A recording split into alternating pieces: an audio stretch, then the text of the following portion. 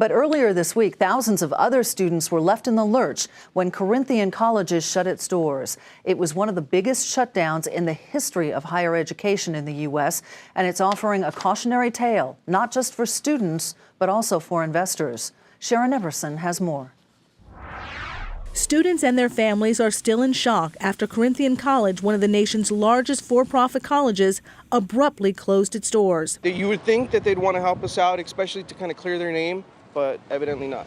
In mid-April, the U.S. Department of Education hit Corinthian with a $30 million fine for misrepresenting job prospects. It also curtailed its access to federal student aid last summer, a major financial blow to what was once one of the biggest for-profit college corporations in the United States. Corinthian's closure this week shut out 16,000 students in 6 states, but its impact may not end there. After this past quarter, it's just a reminder that we're not out of the woods yet.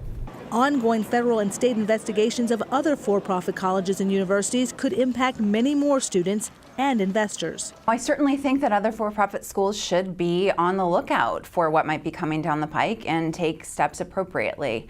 There are more than 24 state attorneys general, for instance, that are investigating for-profit colleges, many of them for issues like fraud and misrepresentation. In July, new rules from the Obama administration will go into effect to create greater accountability and transparency.